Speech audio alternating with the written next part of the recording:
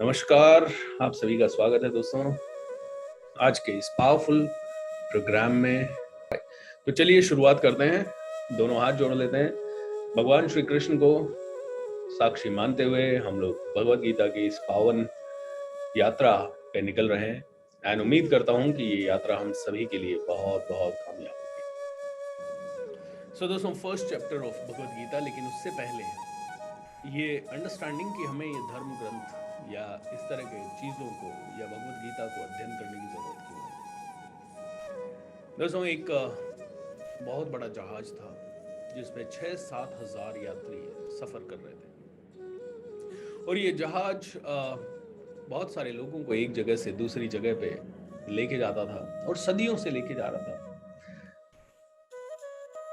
मतलब सालों से लेके जा रहा था। सदियों से तो नहीं कहूंगा, सालों से लेके जा रहा था। 15-20 सालों से लोग देख रहे थे, इसमें सफर कर रहे थे, इसमें ट्रैवल कर रहे थे और ये जहाज लोगों को हमेशा लेके जाता था, सक्सेसफुल पहुंचता था। दुनिया का सबसे पावरफुल जहाज था, सबसे बड़ा जहाज था, सबसे मजबूत बना हुआ जहाज था। लेकिन एक दिन समुद्र के बीचों बीच तूफान आ गया। बहुत बड़ा तूफान आ गया। तूफान जब आया तो करीब 70% लोग ये थे जो इस जहाज में पहले भी सफर कर चुके थे। वो लोग कि यार ये तूफान है, उन इग्नोर करो, कोई फर्क नहीं पड़ता। वो लोग अपने अपने कैबिन को, जिस जिस कैबिन में वो रह रहे थे, जो जो काम वो कर रहे थे, उन कैबिन को सजाने में लग गए, उनको ठीक ठाक करने में लग गए, जैसे रोज करते थे। 70% लोग अपनी कैबिन को साफ सुथरा करने में, ठीक ठाक करने में लग गए। इस तूफान को देखा तो 28% लोग ऐसे भी थे जो तूफान की भयंकरता को देख के उनको लगा, अरे यार ये तो बहुत ही खतरनाक तूफान है, कूदो जहाज से, इस जहाज में हम नहीं बच पाएंगे। अब 28% लोगों ने अफरा तफरी मचा दी और ये 28% लोगों को बोलने लगे, यार कूद जाओ इस जहाज से। और ये लोग कूद गए कि भैया जहाज पे मत रहो, जहाज पे भले समुद्र में कूदेंगे तो भी मरेंगे, लेकिन जहाज पे मत रहो। इनको समझ में नहीं आया, इनको डर ने जकड़ लिया, इनको डर ने भयंकर जकड़ लिया और ये लोग जहाज से समुद्र में कूद गए। वहां पे भी ये बचे नहीं, वो बात अलग है, लेकिन ये कूद गए क्योंकि ये जानते थे कि तूफान बहुत भयंकर है और इस भयंकर तूफान से बचना बड़ा मुश्किल है। 2% लोग लेकिन ऐसे थे जो जुट गए पुरुषार्थ में, लोगों को बचाने में, सिचुएशन को संभालने में। तो अगर जहाज में कोई टूटा फूटा एरिया था तो उसको रिपेयर करने में लग गए। ये 2% लोग जहाज का वजन घटाने में लग गए। जहाज में अनवांटेड कोई सामान था तो उसको बाहर फेंकने में लग गए। ये लोग सेफ्टी नेट्स में लग गए, लोगों के लिए सेफ्टी बोट्स निकालने में लग गए। ये लोग लग गए पुरुषार्थ करने में, पूरा काम करने में लग गए, पूरी शिद्दत के साथ लग गए, क्योंकि इनको भरोसा था कि तूफान कितना भी भयंकर हो, अगर हम सभी ने प्रयास किया तो हम सभी सुरक्षित निकल पाएंगे, चाहे जहाज रहे ना रहे हम बच पाएंगे। तो इन्होंने लोगों को एजुकेट करना शुरू कर दिया। आप फटाक से वो फ्लोटिंग जैकेट पहन लो, आप बोट्स के आसपास आ जाओ, आप ये रस्सा खींचो, आप ये रस्सा पकड़ लो, आप ऐसा कर लो, आप वैसा कर लो। ये हेल्पलाइन को फोन करने में जुट गए। 2% लोग पुरुषार्थ में जुट गए। दोस्तों, ये समझने की जरूरत क्या है। देखिए, आज हमारे साथ ऐसा ही हो रहा है। हम सभी लोग एक तूफान में फंसे हैं। हम लोग एक आधुनिकता के तूफान में फंसे हैं जहां कल्चरल वैल्यूज वगैरह सब एक तरफ तार तार हो रही है। हिंदू मुस्लिम एक दूसरे के दुश्मन हो रहे हैं। दुनिया में लोगों को कुछ समझ नहीं आ रहा, दुनिया क्या करे। 28% लोग ऐसे हैं जो कूद रहे हैं जहाज से, जो ना धर्म का पलड़ा पकड़ रहे हैं, वो तो बस जैसा चल रहा है वैसा चलेगा, जो है उस आधुनिकता के साथ बह रहे हैं। वो कह रहे हैं जहाज में नहीं बैठना है हमें। वो कूद रहे हैं, वो बस कहीं जा रहे हैं, उनको पता नहीं है वो कहां जा रहे हैं। उन्होंने देखा एक हीरो ने ऐसा पैंट पहना, उन्होंने पहना और उधर कूद गए उस तरह। उन्होंने देखा किसी एक मॉडल ने ऐसा कपड़ा पहना, वो उधर कपड़ा पहना, कूद गए। उन्होंने देखा ये वाला फैशन आया, उन्होंने वो फैशन पकड़ा और वो कूद गए। दोस्तों, कहीं ना कहीं कूद रहे हैं 28% लोग। 70% लोग ऐसे हैं जो कूद तो नहीं रहे हैं, लेकिन वो सिर्फ अपना घर संवारने में लगे। 70% लोग बस मेरा घर अच्छा हो जाए, बस मेरा बच्चा अच्छा पड़ जाए, जस्ट मेरा मेरा किचन अच्छा रहे, मेरे घर में साफ सफाई रहे, वो सिर्फ अपना घर संवारने में लगे हुए हैं 70% लोग। 28% को कोई फर्क नहीं पड़ रहा, 28% कूद रहे हैं, वो कह रहे हैं हमारा घर तो ठीक है, दूसरों का भी बिगड़े। वो दूसरों को भी ये संदेश देने में है कि तुम भी कूदो हमारे साथ, तुम भी कूदो। आई थिंक ये परसेंटेज अब चेंज हो गया है, लेकिन 2% लोग दुनिया के पुरुषार्थ कर रहे हैं, जो बचाने में दुनिया को लगे हैं, जो हर धर्म को समझाने में लगे हैं, अपने अपने धर्म के लोगों को समझाने में लगे हैं, अलग अलग तरीके से समझाने में लगे हैं। कोई देश की इकोनॉमी बेटर करने के लिए काम कर रहा है, कोई उद्योगों को बेटर करने के लिए काम कर रहा है, कोई जीडीपी बेटर करने के लिए काम कर रहा है, कोई कोई व्यापार करने के लिए काम कर रहा है, कोई रोजगार देने का काम कर रहा है, कोई अध्यात्म की तरफ काम कर रहा है। 2% लोग बहुत पुरुषार्थ कर रहे हैं कि नहीं यार कुछ तो अच्छा होगा।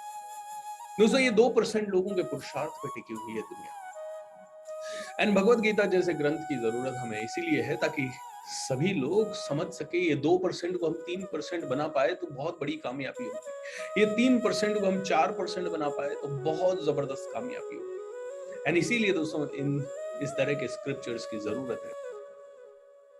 तो पहला अध्याय सिर्फ एक चीज बताता है, अर्जुन विषाद योग के नाम से ये जाना जाता है, और ये सिर्फ एक चीज बताता है कि यार अर्जुन क्यों इतना ज्यादा जो युद्ध में गया था वो बिल्कुल निराश हो गया। एक लेवल पे उसने अपना गांडीव धनुष पटक दिया, बोले मैं नहीं लड़ूंगा। अब अर्जुन कौन है? अर्जुन हम सब है। दोस्तों पहले अध्याय को अगर हमें समझना है तो हमें सिर्फ इतना ही समझना है कि हम सब की स्थिति वही है। हम में से हर एक आदमी कंफ्यूज्ड है, कंफ्यूजन की स्टेट, भय की स्टेट। कहीं ना कहीं हमें आज हर रोज मेरे पास ये सवाल आता है, सर मैं बहुत कुछ करना चाहता हूँ लेकिन मेरे पापा नहीं करने दे रहे, मेरी मम्मी नहीं करने दे रही, सर मेरा हस्बैंड नहीं करने दे रहा, सर सास ससुर नहीं करने दे रहे, सर मैं करना तो चाह रहा हूँ लेकिन मेरे पास साधन नहीं है। कोई साधनों के कारण, कोई पापा मम्मी के कारण, कोई परिवार के सदस्यों के कारण, कोई बॉस के कारण। कई आप में से कह रहे हो सर बॉस के खिलाफ कैसे लड़ूं, बॉस है मेरा, बॉस कुछ करने ही नहीं दे रहा। कोई कह रहा है सर बॉस है लेकिन कलीग्स मेरी टांग खींच रहे हैं। हम सब एक भंवर में फंसे हुए हैं। अर्जुन एक ऐसा योद्धा था जिसने बहुत युद्ध जीते थे, जो जिसको कोई हरा नहीं पाया था कभी। ऐसा योद्धा था, तो उसे अपने अपने ऊपर डाउट नहीं था। लेकिन हम में से कई अर्जुन तो ऐसे हैं जिन्हें खुद पे बहुत भयंकर डाउट है। अर्जुन को खुद के ऊपर डाउट नहीं था। वो युद्ध नहीं करना चाहता था। युद्ध इसलिए नहीं करना चाहता था क्योंकि भगवत गीता के पहले चैप्टर में बताया है कि अर्जुन युद्ध इसलिए नहीं करना चाहता था। एक तो उसके दिल में करुणा जागी कि यार मैं मार किसे रहा हूं, मैं मार रहा हूं अपने ऑपोजिट वालों को, मैं मार रहा हूं अपने वालों को, ऑपोजिट वाले मेरे वालों को मारेंगे, मेरे वाली सेना इनको मारेगी। मेरे ही सब लोग हैं, मेरी सेना में भी मेरे सब लोग हैं और उनके सामने वालों की सेना में भी। ये मत सोचिए कि अर्जुन ने सिर्फ सामने वालों को देखा और बोला कि हेलो इनको नहीं मारना है। अर्जुन जानता था कि मेरी सेना में भी अभिमन्यु है, मेरी सेना में मेरे पोते हैं, मेरे बेटे हैं, मेरे भाई हैं, और मेरे सामने वाली सेना में भी मेरे भाई हैं। इधर में मरेंगे तो मेरे मरेंगे, इधर भी मरेंगे तो मेरे मरेंगे। मैं क्यों ऐसे युद्ध का भागी बनूं जहां मेरे ही मेरे मरेंगे। तो एक तो अर्जुन के मन में करुणा जागी कि यार लाखों लोग मरेंगे, लाखों करोड़ों लोग मरेंगे, वो भी सिर्फ एक जमीन के लिए। यार नहीं चाहिए हमें जमीन, हम छोड़ के चले जाएंगे स्वर्ग, हम चले जाएंगे हिमालय। ऑलराइट, हम क्यों करें ये सब, हम क्यों करें इतना पुरुषार्थ। ये पहला क्वेश्चन अर्जुन के मन में जागा। दूसरा क्वेश्चन अर्जुन के मन में आया कि यार ये सब मर जाएंगे तो हम कितने बड़े पाप के भागी होंगे।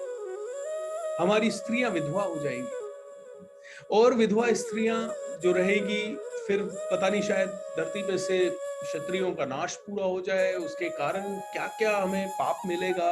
पाप पुण्य का सोचने लगा। तो पहला तो अर्जुन के मन में कंपैशन आ गया, बहुत ज्यादा प्यार आ गया, बहुत ज्यादा प्रेम उमड़ने लगा। दूसरा अर्जुन को बहुत ज्यादा पाप और पुण्य की चिंता होने लगी कि अगर मैं लड़ूंगा तो कितना पाप होगा, कितना भयंकर पाप होगा, क्या मैं इस पाप से बचा सकता हूं दुनिया को। इस पाप से बचाना ही होगा मुझे दुनिया को, मैं नहीं लड़ूंगा। ऑलराइट। तीसरा अर्जुन ने कहा अगर मैं जीत भी गया, युद्ध जीत भी गया, तो मेरे स्वजन मेरे साथ नहीं रहेंगे, मेरे परिवार वाले मेरे साथ नहीं रहेंगे। तो क्या फायदा ऐसा युद्ध लड़के की जिसमें मेरे परिवार वाले मेरे साथ नहीं है। ये एक तीसरा रीजन रहा जिसके कारण अर्जुन ने श्री कृष्ण को कहा कि मैं नहीं लड़ूंगा। अर्जुन ने कहा मैं किसके खिलाफ लड़ रहा हूं, मैं कंफ्यूज हो रहा हूं, मैं नहीं लड़ सकता ये युद्ध क्योंकि मेरे अपने मारे जा रहे हैं। दोस्तों अब यहां पे ये समझिए, मेरे अपने मारे जा रहे हैं और मैं युद्ध नहीं लड़ूंगा। मैं सुबह जल्दी नहीं उठूंगा क्योंकि मेरा अपना मारा जा रहा है। कौन मेरा अपना? जो कल सुबह मेरा था। कल सुबह तक मेरा अपना कौन था? जो सुबह तक लेट उठ रहा था। मतलब यहां पे मेरे अपने में ये हमारे मन के जो सारे विकार हैं वो सब भी मेरे अपने हैं ना, ये सब मारे जाएंगे बेचारे।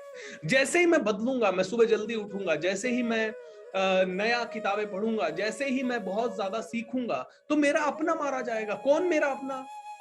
वो ही मेरा अपना जो मैं था कल, वो मारा जाएगा। तो मैं क्यों लड़ूं? मैं क्यों बदलूं? मैं क्यों नया सीखूं? मैं क्यों नई रिस्क लूं? रिस्क है ना युद्ध करना। कुरुक्षेत्र का युद्ध है भाई, लाखों करोड़ों लोग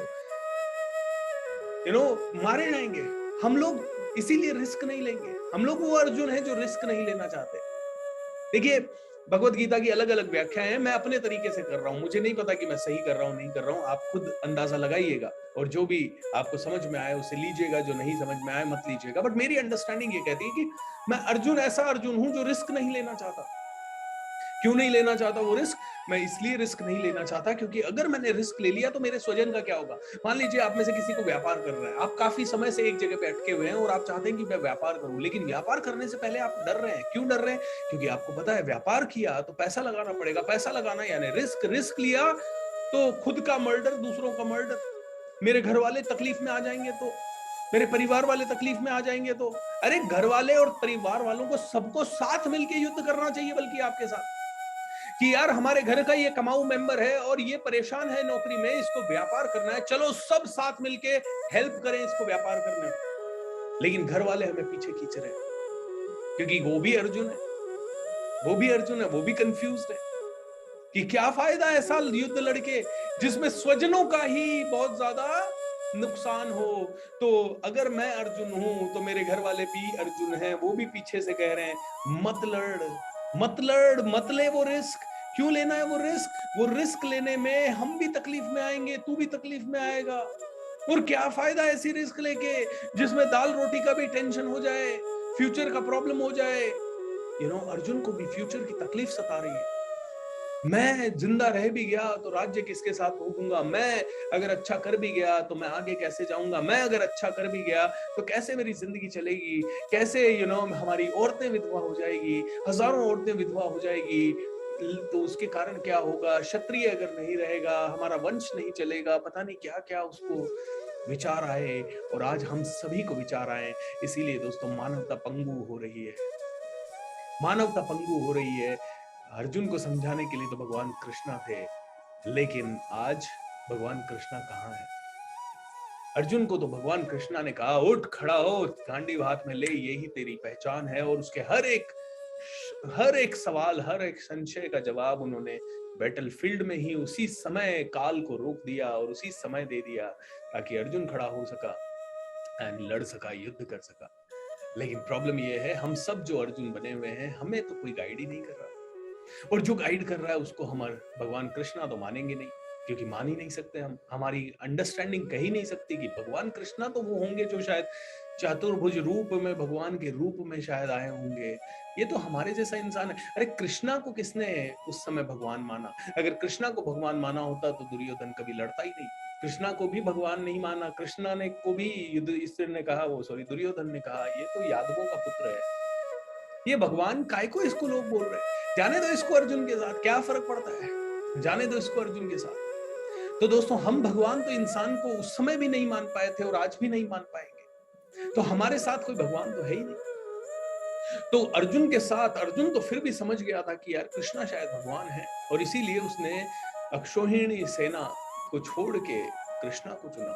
11 अक्षौहिणी सेना लड़ रही थी कौरवों की तरफ से, 7 अक्षौहिणी सेना लड़ रही थी पांडवों की ओर से। कौरव भारी थे सेना के रूप में, लेकिन इधर कृष्णा थे और उधर कृष्णा यानी क्लैरिटी, कृष्णा यानी कॉन्शियसनेस, कृष्णा यानी अंडरस्टैंडिंग, कृष्णा यानी विजडम। इधर विजडम थी और इधर सिर्फ जोश था, या इधर सिर्फ क्या कहते हैं ईगो था, ईगो कि हम तो ज्यादा हैं इसलिए जीतेंगे।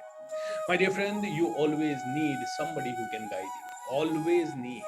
अगर कृष्णा नहीं होते तो अर्जुन का कोई वजूद नहीं होता, क्योंकि अर्जुन हम सभी लोग हैं, इतने कंफ्यूज हैं। सो सबसे पहला और सबसे पावरफुल लेसन भगवत गीता से जो पहले ही अध्याय से क्लियर हो जाता है वो ये है कि कंफ्यूजन हम सभी को है, और हम सभी अपनी अपनी कहानी लेके आते हैं। अर्जुन की कहानी कि भाई मैं कैसे लड़ूं, मैं क्यों लड़ूं, मेरे स्वजन मारे जाएंगे। और ऐसी कंफ्यूजन और ऐसी कहानियों से आपको सिर्फ एक कोच ही बाहर निकाल सकता है, the ultimate coach. You must have a coach like Krishna, so that you can get the answer. अगर कृष्णा नहीं होते तो एक मिनट के लिए हम देखते हैं महाभारत का हाल क्या होता। कृष्णा नहीं होते तो ना अर्जुन कहता कृष्णा मुझे दोनों सेनाओं के बीच में ले चलो, कह भी देता तो भी अब तो युद्ध टलने वाला नहीं है, अब तो तुरंत युद्ध होने लग जाता, विद इन सेकेंड्स युद्ध होने लग जाता, ये शुरुआत हो जाती। सो दोस्तों, सबसे पहली अंडरस्टैंडिंग हम सभी को ये होनी चाहिए कि हम सभी कंफ्यूज हैं और कंफ्यूज रहेंगे। ऐसा नहीं आएगा कोई भी वक्त जब हम पूरी तरह से क्लियर हो पाएंगे, क्योंकि एक कंफ्यूजन से निकलेंगे दूसरे कंफ्यूजन में आएंगे, और इस कंफ्यूजन में सबसे पहला रास्ता, have a coach. This is the first and the most important understanding. The second understanding which I really want to have is कि हम सब बदलना चाहते हैं, हम सब नयापन चाहते हैं, लेकिन हम में से कोई भी सेक्रीफाइस करना नहीं चाहता। अर्जुन चाहता था अधर्म नाश हो, अधर्म का नाश हो, धर्म की विजय हो, अर्जुन चाहता था। लेकिन अर्जुन जो है उसके पास उसको सेक्रीफाइस करना नहीं चाहता था। अर्जुन जानता था कि मुझे ये सब चीज चाहिए, मुझे ये सब चीज चाहिए, अर्जुन जानता था। अर्जुन जानता था कि धर्म, ये दुर्योधन जैसे पापी का नाश होना चाहिए। अर्जुन जानता था कि मेरे अंदर तो 100 कौरव यानी हमारे 100 विकार, 5 पांडव यानी हमारी 5 इंद्रियां, हम उन 5 इंद्रियों में भी हमारा माइंड कह दीजिए अर्जुन, हमारा माइंड जानता है कि हमारे ये सारे 100 विकारों का नाश होना चाहिए। और इन सारे विकारों का नाश करने के लिए हमें कई इंद्रियों पे कंट्रोल करना होगा, हमारी इंद्रियां भी कंट्रोल करनी होगी। हमें कंट्रोल करना होगा अपनी जीभ पे, अपनी सेंसेस पे, अपनी आंखों पे, अपने सुनने पे, अपने कानों पे, क्या सुने क्या खाएं, और उनको कंट्रोल करने में सब कुछ छूटेगा। हम जीभ को कंट्रोल करेंगे तो भोग विलास छूटेगा, कहीं ना कहीं अच्छी अच्छी चीजें जो हम खाते हैं वो छूटेगी। हम कानों को कंट्रोल करने जाएं तो अच्छे अच्छे म्यूजिक, अच्छे अच्छे गाने, जो भी कई सारी अच्छी अच्छी चीजें चल रही है जो कानों को बड़ी अच्छी लगती है, वो सब छूटेगी। हम शरीर को कंफर्ट देने के लिए इतने सारी चीजें कर रहे हैं, वो सब छोड़नी पड़ेगी शायद, अगर हम अपने आप को साधेंगे तो। अपने आप को साधने, इन 100 विकारों को मारने के लिए कई बार अपने आप को मारना पड़ेगा। गौतम बुद्धा को अपने सारे विकार मारने के लिए तपस्या करनी पड़ी, भगवान महावीर को अपने सारे विकार मारने के लिए तपस्या करनी पड़ी। अर्जुन अपनों को भी नहीं छोड़ना चाह रहा, लेकिन परायों को भी नहीं मारना चाह रहा। विकार भी अपने ही है। अर्जुन कह रहा है, अर्जुन के अंदर होलिस्टिक व्यू जागा। अब एक और लर्निंग फ्रॉम फर्स्ट चैप्टर। दोस्तों, महाभारत कब कब होती है? महाभारत तब तब होती है जब जब एक इंसान अपने कर्तव्य से मुकर जाता है, महाभारत होती है। कछुए का वो कहानी आपने सुना होगा, जहां कछुए के घर पे सर पे खतरा मंडरा रहा है, उसने अपने शेल में अपनी गर्दन को झुका लिया है। जब कछुआ अपने शेल में अपनी गर्दन को झुका लेता है, छुपा लेता है, तो कहीं ना कहीं उसे लगता है खतरा टल गया है। हम भी वही कर रहे हैं। जब आज हम रिस्क नहीं ले रहे हैं तो हमें लग रहा है खतरा टल गया है, लेकिन हमें ये नहीं पता कि हम उस खतरे को अवॉइड करके फ्यूचर में कितना बड़ा खतरा ला रहे हैं, अपने जीवन में कितनी बड़ी महाभारत कर रहे हैं। आज देखिए सिचुएशंस क्या होती है। आज सिचुएशन ये होती है, घर परिवार में भाई या बहन या किसी की बात बुरी लगी, चाचा चाची मामा मामी, हम चुप हो जाते हैं, क्योंकि ना तो हमें कहने का तरीका आता है। हमें कहने का तरीका नहीं आता, क्योंकि हमने अपनी कम्युनिकेशन स्किल को नहीं बढ़ाया, तो हम कहने का तरीका नहीं जानते, तो हम अवॉइड करते हैं। और हमें लगा अवॉइड कर दिया मतलब बच गए, अवॉइड कर दिया मतलब बच गए। बिल्कुल नहीं बचे। Avoidance is the worst thing which we can do. Avoidance is the worst thing which we can do. हमें अवॉइड करने की जगह कहने का और समझाने का तरीका आना चाहिए। अगर हमने अवॉइड किया, हम लोग बच नहीं पाएंगे, हम लोग बल्कि और ज्यादा मर जाएंगे, और ज्यादा हम कहीं ना कहीं छुप जाएंगे। Avoidance is not the best way, avoidance is the worst way. हम कहते हैं नहीं अवॉइड करो, जितने खतरे को अवॉइड करो उतना ज्यादा खतरा बढ़ेगा। मुझे ये बताइए, जितनी जल्दी हम किसी चीज को फेस कर लें उतना जल्दी हमारा डर खत्म होगा या नहीं? आपको पब्लिक स्पीकिंग से डर लगता है, आप जितनी जल्दी स्टेज पे चले जाएंगे उतना जल्दी आपका डर खत्म हो जाएगा। लेकिन आप जितना उसको डिले करेंगे वो डर कंटिन्यू बना रहेगा, और जितना ज्यादा लेट करेंगे उतना ही मुश्किल होगा आपके लिए वो सीखना। आज मैं कई ऐसे लोगों को जानता हूँ, कल मैं एक बड़े पॉलिटिशियन से मिला और मैंने उनको सजेस्ट किया, मैंने कहा सर आप सोशल मीडिया को बहुत अच्छे से इस्तेमाल करो, लेकिन अब उनको इतने साल हो गए, तो वो एकदम से उस इमेज को कैसे तोड़े? भय और ज्यादा बढ़ गया। एक्सेप्ट करने की एबिलिटी, नई चीज सीखने की एबिलिटी कम हो गई है। तो दोस्तों, जितना ज्यादा भय को टालेंगे उतना ज्यादा भय बड़ा होता जाएगा। महाभारत तब तब होती है जब हम जिस चीज को आज करना है, जरूरी करना है, उसको हम फ्यूचर पे बहुत धकेलते रहते हैं, धकेलते रहते हैं, धकेलते रहते हैं।